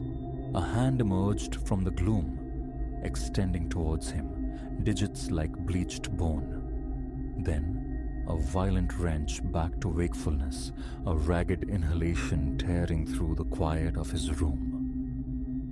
Morning found him heavy-limbed, eyes gritty with sleeplessness. He'd gleaned only fractured hours of rest. A random aberration, he told himself, perhaps residue from some forgotten documentary. He pushed the memory down, forcing himself through the day's motions. The second night, the dreamscape reformed. The damp passage, the stale air pressing close. This time, the spectre stood nearer, its proximity suffocating. A fleeting horror revealed itself, abyssal sockets where eyes should be, parchment skin stretched taut over sharp angles. It performed a delicate, obscene gesture, as if plucking motes from the air directly before his chest. His heart hammered violently, and then a brutal cough seized him, jolting him awake. A raw fire scorched his throat. For agonizing seconds, breathing was a desperate struggle. Out of bed, he prowled the confines of his bedroom, a vice tightening around his skull. An anchor seemed to settle deep within his sternum. He splashed frigid water on his face in the bathroom, confronting a reflection framed by dark circles, hair plastered to his forehead with a chill dew. His hands betrayed him with unruly tremors. "Ignore it," he commanded himself.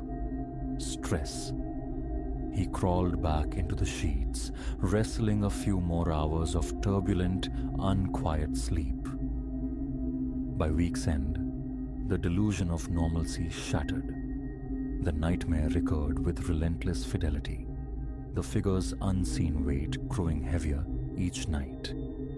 A profound weariness settled into his bones.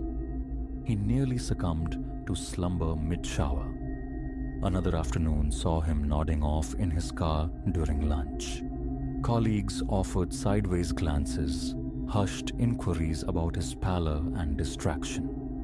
"Insomnia," he murmured, a half-truth offered as flimsy armor against the quiet terror of being haunted by sleep itself. Then came the discovery of the diminutive sachets. The first materialized in the hallway by the front door, fashioned from some rough, lightless textile secured with a thin cord.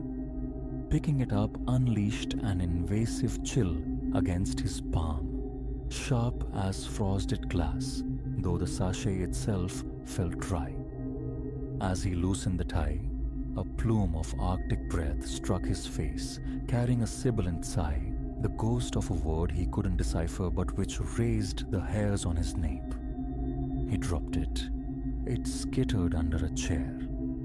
Heart pounding, he fought to steady his breathing. Eventually, using a towel as a barrier, he retrieved the object and consigned it to the shadows of a closet box, postponing the reckoning. The next day, another rested brazenly on his kitchen counter. Identical size, identical fabric, the same glacial presence. Touching it sent a jolt through him, his blood racing. A knot tightened in his gut. The discovery defied logic. His doors and windows were meticulously locked each night. No prankster could be responsible. No one else held a key. Yet these tokens persisted, insidious offerings. Subtle, unnerving distinctions emerged. One bore a faded symbol like 3 intersecting lines. Another held a darker stain near its base. Each time he untied the cord, that frigid exhalation escaped, accompanied by the fleeting whisper of dread. It never lingered, just a second or two of chilling sound. Concurrently, his dreamscapes warped. The corridor bled into a vast, echoing vault. The figure stood at its center, gathering faint, ephemeral motes of light from the wall. With every dream breath Elias drew, his chest felt strangely hollow. Then he'd glimpse his own visage mirrored behind the spectre, gaunt and spectral. The figure would hover closer, extending those skeletal tendrils. He'd be jolted awake into a sweat-soaked reality, his heartbeat a deafening cadence in his ears, muscles aching, thoughts sluggish and clouded. Answers became imperative. He plunged into the digital ether, searching for spectral intruders, anomalous dreams, sachets radiating cold, anything mirroring his ordeal. Most results led to fiction or forgotten myths. Hours dissolved scrolling through obscure forums, reading tales of shadow entities, oniric parasites, ancient spirits. One night, buried deep within a discussion on folklore, he encountered a reference: the Collector of Sighs. A sparse post recounted an old legend of a dark entity thriving on human anguish, a parasite roaming between worlds, slipping into dreams to reap sorrow and fear. The more its victim succumbed to anxiety, the stronger its parasitic bond became. The post was brief, the commentary scant, but the name resonated with chilling familiarity. He tried to banish the thought, yet over the ensuing days, the parallels solidified. The forum described small cloth sachets used by this entity to store the distilled essence of hopelessness. Sachets invariably cold, releasing trapped fear upon opening. His chest constricted. The congruence felt too precise for coincidence. Closing his laptop, a clammy sheen broke out on his forehead. His fingers danced involuntarily. He struggled for breath, as if the air itself had thickened. Worry became a constant companion, despite his efforts.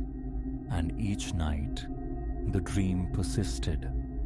The figure gathering something that shimmered faintly, drawing forth a gossamer thread of light from the space his heart occupied in the dream. His lungs would give a convulsive clench. He'd wake, utterly spent.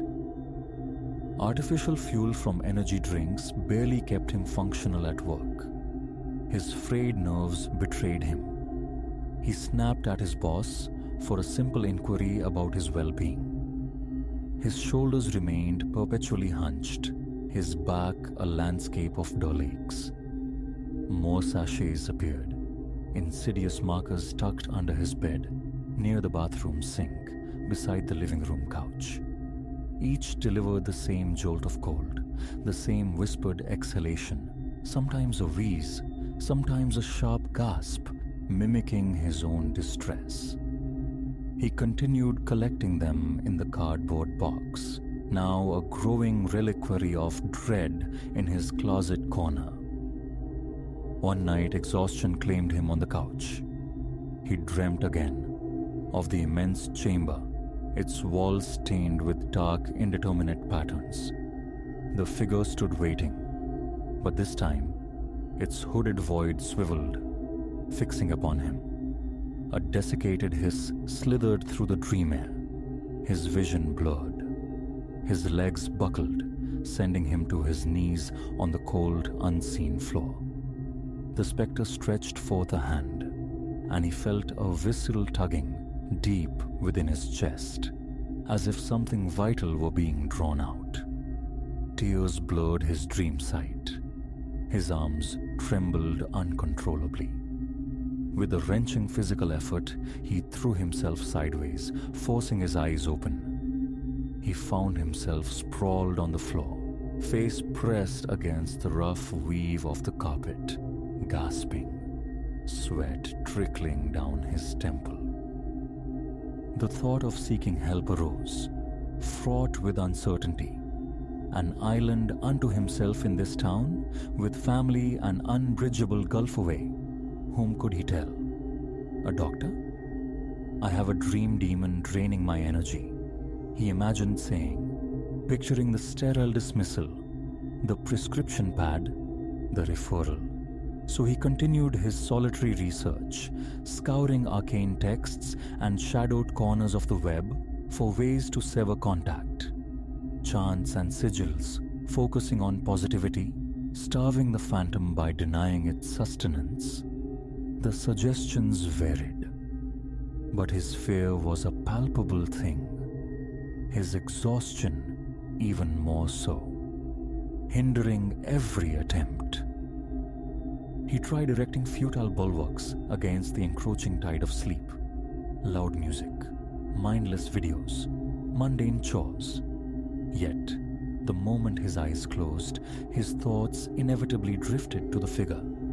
The nightly anticipation, a slow poison. Even during the day, intrusive shards of nightmare pierced his consciousness. The damp corridor, the reaching hand. His own hands would shake, fumbling objects. The persistent hollowness in his chest intensified. Then a chilling pattern emerged. The sachets weren't random. They materialized after days steeped in worry.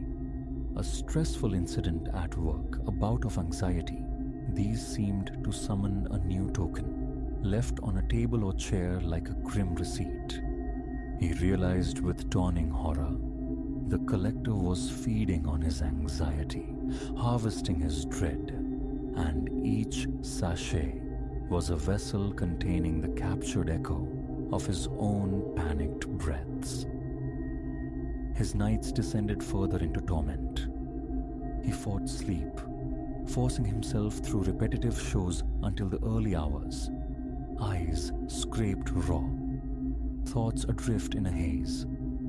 Eventually, oblivion would claim him, usually around 3:30 a.m. He'd jolt back to consciousness hours later, slumped on the couch or at the kitchen table, gripped by a weariness that seeped into his marrow. Every morning began with a pounding heart, a parched mouth, limbs like lead. He took to murmuring affirmations, coaching himself towards defiance. It's not real. It can't hurt me if I don't let it. Mantras devoid of conviction. The next descent into sleep proved their hollowness. The corridor, the chamber, they awaited, and the figure felt different now, gaining substance, a dreadful tangibility. It would lift one of those sachets and seem to decant a faint vapor into it. Vapor that drifted directly from his dream self's chest. His own breath would stutter, catch. He'd wake choking, strangled cries dying in his throat. Desperation spurred him to action. He gathered the grim collection from the closet box, stuffed them into a trash bag, and drove miles away to a remote dumpster. He hurled the bag inside, slammed the heavy lid, and sped away, a fragile hope flickering within him. That night, he prayed for emptiness, for absence. But the dream returned, relentless. And in the morning, mocking his efforts, 2 new sachets lay upon his bedside table.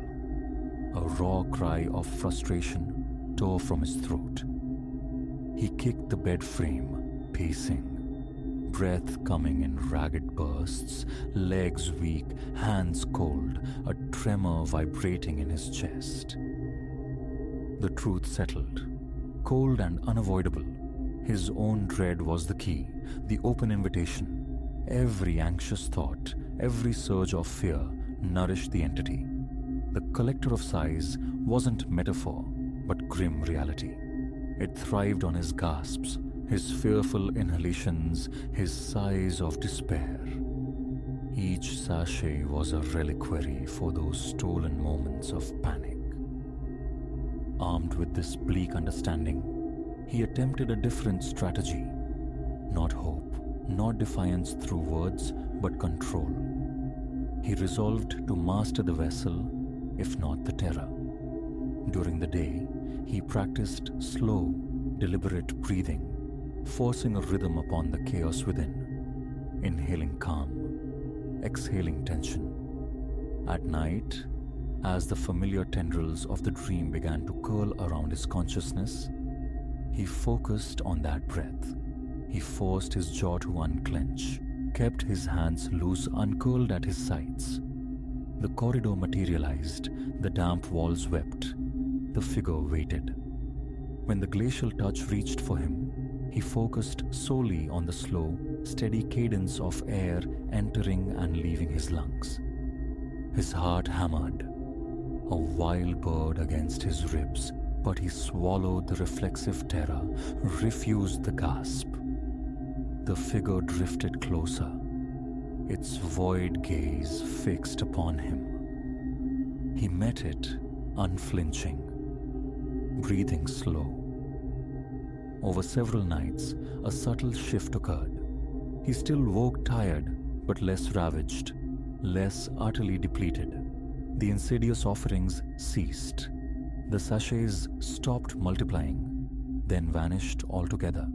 His body remained a tightly wound spring, but a sliver of improvement surfaced each morning. The dream corridor persisted, yet the figure no longer dominated its center. Sometimes it lingered only at the periphery of his dream vision, a fleeting shadow in the corner. The invasive cold remained whenever it stirred, but he held fast to his breath. His chest felt tight, constricted by the echo of fear, but the burning sensation subsided. He is not free, a truce perhaps, but not peace. He senses the presence still, an unseen watcher, particularly in the deep quiet of night. Phantom echoes, whispers like dry leaves skittering, sometimes emanate from the closet where the sachets once resided. Occasionally a black shape flickers at the edge of his vision as he stands before the bathroom mirror. His heart still leaps, but he fights the surge, clamps down on the rising panic. It has been days since a new sachet appeared. Progress measured in absences. He doesn't pretend to comprehend the entity, only that succumbing to terror strengthens it. His only shield is composure. Calm is a facade he struggles to maintain. Flickering lights make him jump. A flashlight rests by his bed. The bedroom door remains ajar, but he endures. He is still here, waging a quiet war waged nightly. He hopes that by denying the collector of sighs its sustenance, he can slowly, painstakingly, push it back into whatever abyss spawned it. His body aches with the physical toll of vigilance. His vision sometimes blurs, and inexplicable chills still trace paths across his skin late at night. Yet, he is not giving up.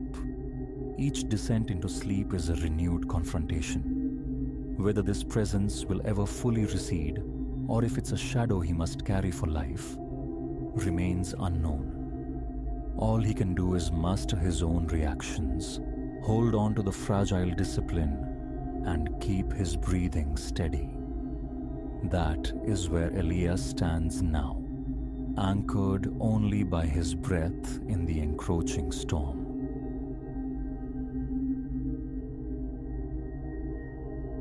The dry percussion of fallen leaves under my tread fell silent. I stood motionless, a sudden chill seizing my veins, turning the warm blood to something sluggish and cold.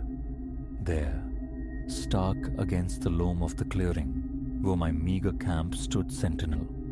Impressions defiled the earth, footprints fresh and undeniably alien to my own passage.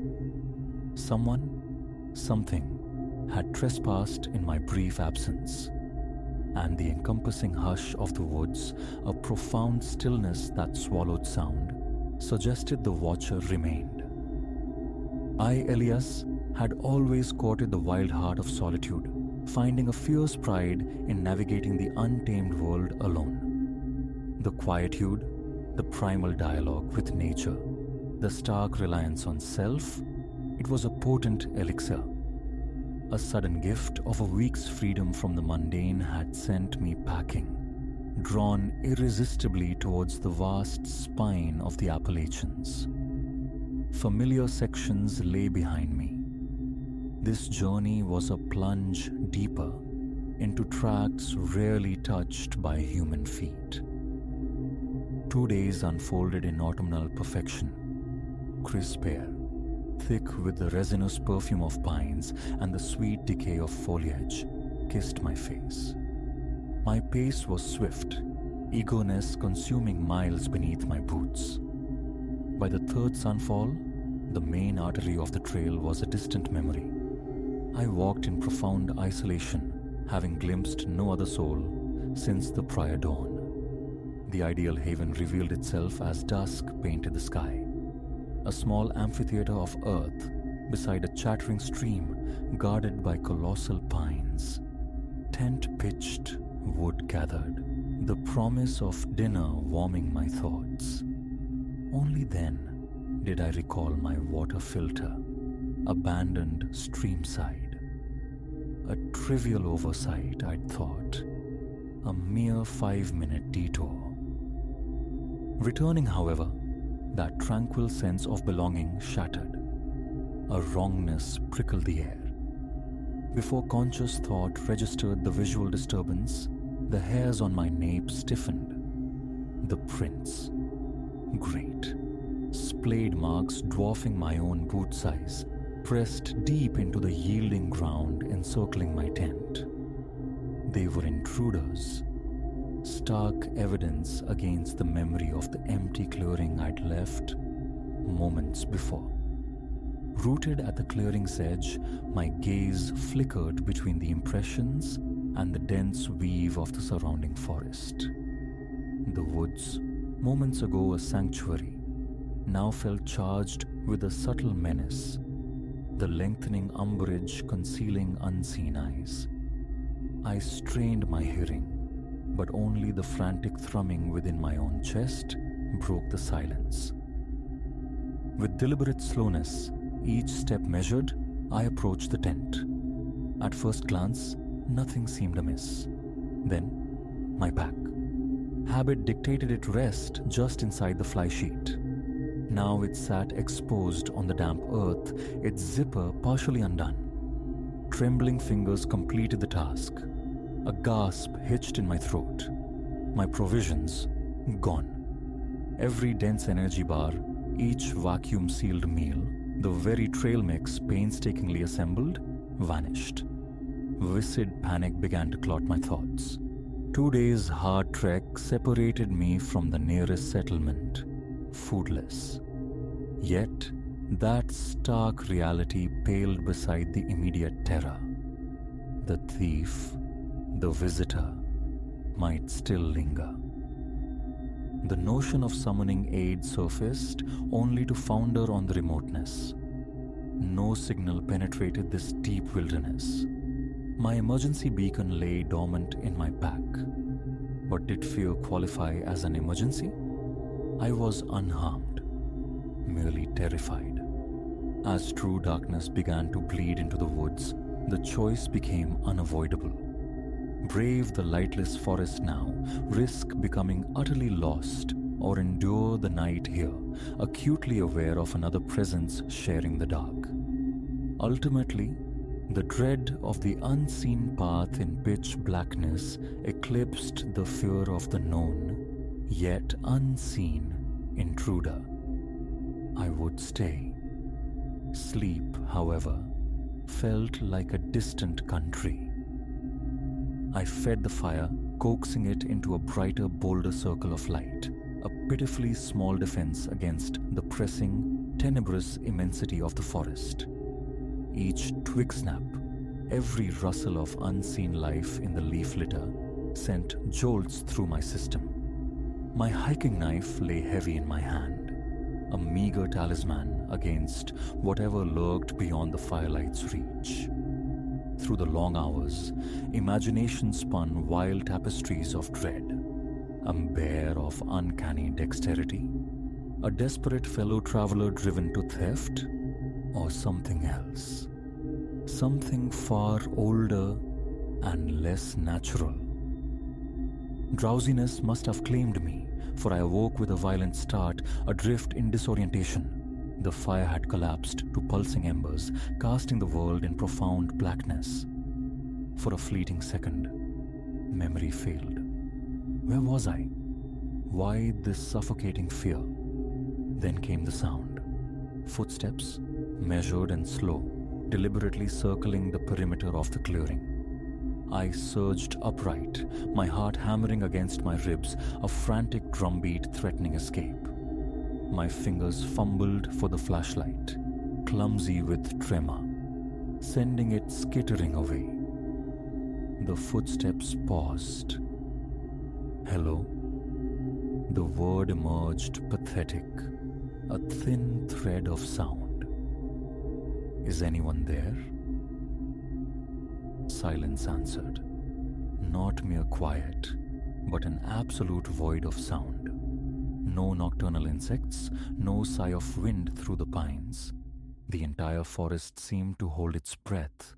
Then, a voice, low and rough as grinding stones, scraped the air from just beyond the dying fire's glow. You shouldn't be here.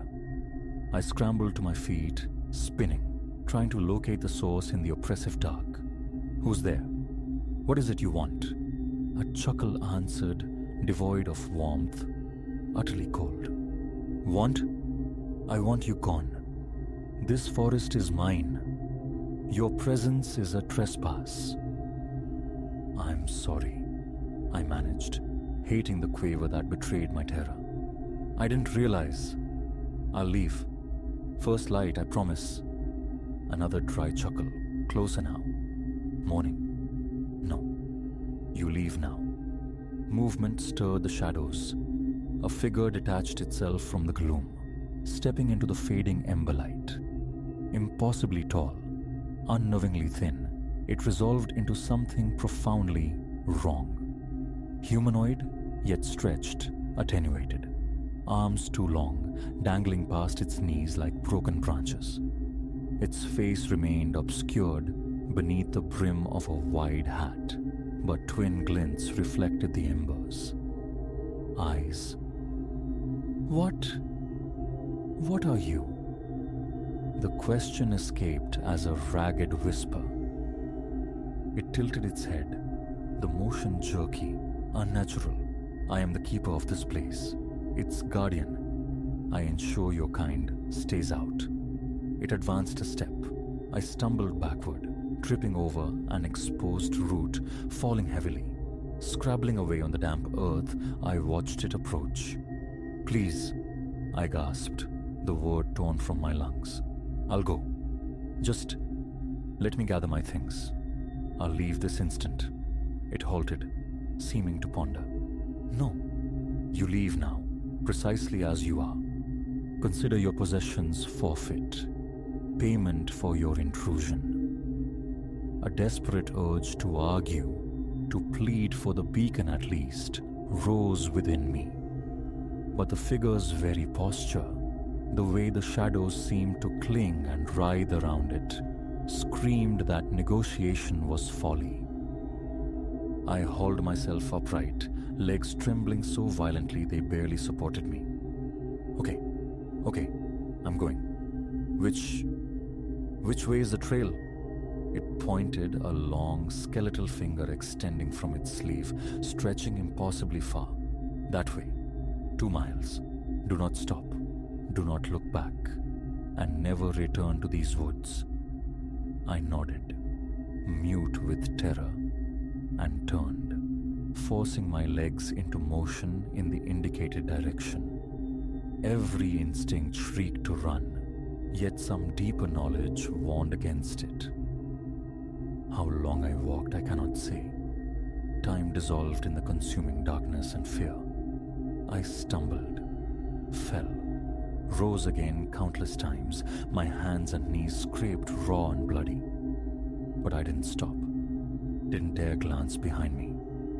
Just as exhaustion threatened to buckle my legs completely, I saw it, the faint, worn ribbon of the main trail. Relief washed over me, hot and stinging, like tears.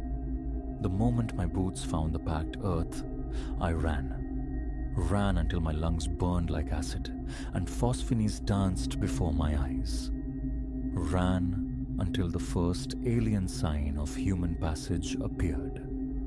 A weathered trail marker, then blessedly, a small gravel parking lot.